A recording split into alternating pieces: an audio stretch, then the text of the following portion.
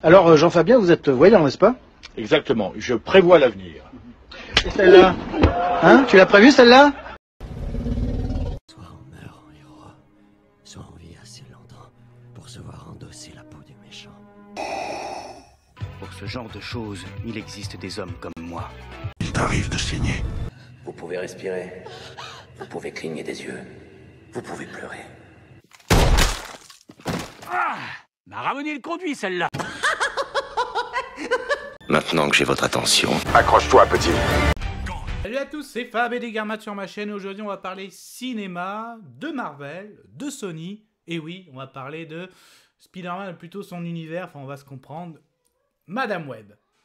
Du coup, la vidéo sera faite en plusieurs parties. J'ai le synopsis, de quoi parle ce film qui fait bien partie de l'univers Sony Spider-Man. Ce que j'ai aimé, moi aimé sans spoiler, avec une petite conclusion. De quoi ça parle ?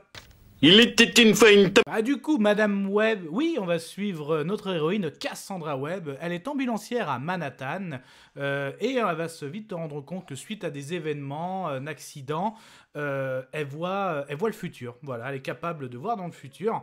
Forcée de faire face à les révélations, donc elle va vite se rendre compte que certaines personnes, mais 3 adolescentes, sont menacées par quelqu'un. Donc elle a vu l'avenir, hein, en gros menacée carrément de mort. Donc elle va protéger ces 3 jeunes femmes, car ils ont en plus, ces femmes ont un destin d'héroïne, hein, donc hors du commun, même un destin arachnide. Donc c'est pour ça que par rapport à cette rencontre, ça devait arriver, le destin, la toile est tissée. Voilà en gros le synopsis de ce film. Du coup, qu'est-ce que j'ai aimé, qu'est-ce que j'ai moins aimé? Et c'était chouette. Ah, ça craint. Ah, immonde. Je t'aime plus que 3 fois 1000. Clairement, le point fort, c'est le casting. De toute façon, ce film a été vendu comme ça, hein, j'ai envie de dire. Donc du coup, on retrouve Dakota Johnson, qu'on a connu notamment dans Les 50 nuances. Hein, et franchement, elle est présente, hein, que ce soit en rôle d'ambulancière, si la Madame Web avec ses pouvoirs, plutôt l'origine story, hein, de Madame Web. Après, voilà, son personnage, j'avoue, il est un peu énervant. Hein. C'est l'ambulancière qui a aucune empathie, voilà. Donc donc c'est vrai que pour une ambulancière, qui est un métier très social, où il faut avoir de l'empathie, et justement, c'est comme ça que ça fait évoluer le personnage. Donc une ambulancière sans empathie, orpheline, qui là va devoir s'occuper de ces 3 jeunes filles. Donc justement, hein, ce petit trio, il est attachant, hein, franchement. Donc oui, ça fait un peu cliché encore du film avec des femmes qui sont mises en avant, mais concrètement, par rapport à ces derniers mois chez Marvel, ouais, moi j'ai préféré personnellement Madame Web à Captain Marvel. Voilà, donc pour moi, les deux, je parle des deux, hein, Captain Marvel, j'en ai déjà parlé sur la chaîne, n'est pas catastrophique. Madame Web non plus. Il n'est pas si catastrophique que ça. Ce n'est pas non plus le grand film de super-héros.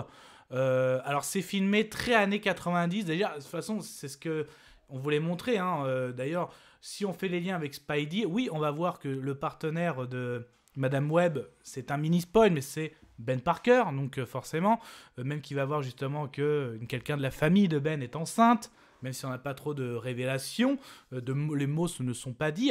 Donc c'est très filmé de façon des années 90-2000, mais ça m'a pas ramené une nostalgie. D'ailleurs, ses pouvoirs sont très perturbants parce que comme elle arrive à prédire l'avenir, donc forcément elle va influencer cet avenir, et en fait elle va tout gâcher. C'est comme si, et j'ai eu ce ressenti dans le film, mais en fait il se passe rien parce qu'à chaque fois elle prédit quelque chose, elle empêche. Et du coup, il se passe rien. Eh oui, il se passe rien, donc c'est fort dommage. Faites attention aussi parce que nos héroïnes sont très attachantes. On les voit très peu dans leur costume. On les voit en prédiction parce qu'en fait, l'antagoniste, qui est plutôt pas mal, qui lui aussi a des pouvoirs d'homme araignée. Alors là, pareil, donc en fait, oui, il n'a pas l'étoile, hein, parce que je rappelle l'étoile... La plupart, hein, vous allez me dire si la version de Tobey Maguire c'était naturel, oui, mais la version Spidey, même les 2 derniers, hein, que ce soit Tom Holland ou Andrew Garfield, il s'était créé lui-même, mais notre antagoniste a bien les pouvoirs d'araignée, donc il saute, il est très, il a des mouvements très arachnides, pardon. Donc après, voilà, du charisme, oui. Après, c'est pas non plus un grand méchant, mais ça reste un antagoniste, justement, qui a un lien. Parce que, notamment aussi, dès le début, on a justement une personne qui faisait des recherches sur une araignée, justement, qui pourrait justement transmettre des pouvoirs, et justement cette personne qui est la mère de Cassandra, et justement il y a un lien tout ça par rapport aux origines. Et d'ailleurs même il y a une scène d'émotion à un moment, justement, moi elle a marché avec moi, et c'est là qu'on comprend aussi le pourquoi du comment de la quête, et c'est là aussi que Cassandra comprend aussi un petit peu le pourquoi du comment par rapport à ses origines, et un petit peu aussi son destin.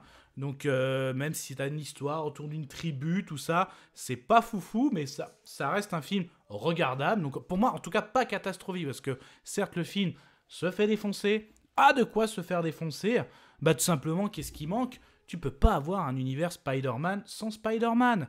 Là, l'univers Sony, Venom arrive à sa trilogie, je rappelle que le 3 sort cette année 2024, on a Kraven qui arrive cet été, on a eu Morbius, donc beaucoup d'antagonistes, là on a Madame Web, donc enfin on a des liens de toile, d'araignée, mais quand même il manque... Moi je pense que s'il y avait eu un Spider-Man dans cet univers, je pense que déjà, même si les films sont très moyens, donc après je sais qu'ils se font défoncer, moi pareil, le Sonyverse, je dis pas que je le kiffe, mais les films, je les trouve pas catastrophiques, mais je pense qu'il y a un effet, il manque un Spider-Man, quoi. S'il y avait un Spider-Man, je suis sûr que ces films passeraient beaucoup mieux. S'il y avait juste un petit caméo par-ci, une toile par-là, ça pourrait faire son effet. Mais justement, non, un univers Sony Spider-Man qui s'appelle comme ça, sans Spider-Man, non, ça ne marche pas. Donc c'est pour ça que ce genre de film... si t'as pas ton élément moteur de ton univers partagé, non, ça ne peut pas marcher, et ça va se faire défoncer. Parce que le point fort du Sonyverse, ça reste quand même, t'as Dakota Johnson pour ce film, on a Jared Leto pour Morbius, Taron Johnson pour Kraven, Tom Hardy, ça reste un grand acteur, même si c'est particulier dans Venom, mais ça reste quand même, le casting est bon, il y a moyen, donc que fait Sony, je ne sais pas. Alors ils ont tellement de possibilités. Est-ce qu'ils espéraient vraiment faire revenir Andrew, même s'ils ont réussi via le MCU, No Way Home, et de relancer le Amazing? Ça marche pas, je sais pas. Est-ce qu'ils pourraient peut-être, à un moment, est-ce que Tom Holland ferait le transfert entre les deux, voilà, ou est-ce que lancer un Miles Morales? Je sais pas. Je sais pas où va Sony. Il y a même des séries prévues sur Prime Video, Silk ou encore le Spider-Man noir. Donc, je sais pas où ça va. Donc, mais bon, après, si je reviens un petit peu vers le film, le final quand même, il est, les effets spéciaux sous fond d'artifice, c'est pas foufou, c'est même assez moche, j'ai envie de dire. Quand même, elle a des comportements jusqu'à quand même... certes, elle veut sauver ses demoiselles, mais de là à les laisser dans les bois pendant 3 heures juste pour découvrir un petit peu les origines, le pourquoi du comment de l'antagoniste. Il y a des décisions, mais ça fait partie du personnage, c'est compréhensible. Après, quand elle est dans... on va dire, c'est l'origin story, donc à la fin, selon l'origin story, on a le personnage, oui, on la voit en visuel, Madame Web, ça lui va super bien. Alors je parle de la version où elle est sur son fauteuil avec, justement, ces espèces de lunettes, elle est bien dans le rôle avec, il y a de bonne alchimie avec les trois jeunes demoiselles, mais quand on les revoit encore avec des costumes, pour les demoiselles, c'est très bien, mais le costume, j'aime pas du tout, de toute façon, de Madame Web, je préfère quand elle est assise sur le fauteuil, je la trouve beaucoup mieux comme ça. Bon, après, ça reste du Dakota Johnson. Est-ce qu'on peut mettre du Dakota Johnson dans un univers partagé, toujours en fauteuil? À voir. Donc voilà un petit peu, je crois que j'ai fait le tour. Je lance la conclusion. Je vais conclure. Conclusion du film Madame Web de l'univers Sony Spider-Man. Pour moi, il n'est pas catastrophique, il n'est pas foufou non plus. Il est au niveau Sonyverse, en sachant que moi, le Sonyverse, je le trouve moyen. Donc moi, voilà, tous ces films, je les trouve moyens, mais ni excellents, ni catastrophiques. Moyens, mais il manque aussi l'élément moteur, à savoir un Spider-Man. Donc même si, dans la post-générique Morbius, le nom a été cité, il y a bien un Spider-Man. Là, ça y est, avec ce film, on a enfin de la toile. Donc, mais on ne sait pas si c'est vraiment raccordé aussi. Bon, Kraven, qu'est-ce que ça va donner? Bon, j'irai le voir, il m'intéresse. En fait, je crois qu'il y a tellement aussi quelque chose, j'ai tellement envie de voir un univers Spider-Man, et il y a tellement de choses à faire autour de Spider-Man. Même Spider-Man, ouais, c'est vrai que ça pourrait se suffire, mais pareil, tellement de rumeurs entre Sony qui voudrait réintégrer Andrew et Tobey dans un Spider-Man 4, même s'ils sont chauds. Alors, est-ce que aussi Andrew, il est peut-être chaud pour être Spidey, mais non, pas dans l'univers de Sony, moi je veux le MCU. Mais il y a peut-être ça aussi. Après, recaster quelqu'un, ça fera encore un... Bon, c'est compliqué. Bon, je vais donner mon avis sonore. Je vais un petit, mais un petit. C'est ok. Et ça, ce n'était que mon avis. Faites votre propre avis. À vous de juger. Et puis n'hésitez pas, vous prenez sur la chaîne. Donc il y a des playlists sur Marvel, hein. Il y en a une spéciale sur le Spider-Man Sony. Il y a même aussi la franchise DC, il y a aussi du fantastique, de la science-fiction. En tout cas, prenez soin de vous, que ce soit devant tout type d'écran, donc toile de cinéma, DVD, Blu-ray, VOD, les plateformes de streaming.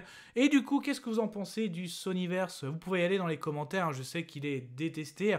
Je pense qu'aussi, justement, on amène les choses à détester cet univers, malheureusement, à dire du coup, quand les gens vont le voir, limite, la cartouche est déjà chargée, il n'y a plus qu'à tirer. Mais bon, essayez de prendre du recul, faites votre propre avis. On peut en parler dans les commentaires. Kenavo.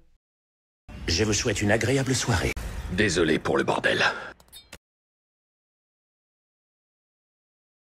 Au revoir.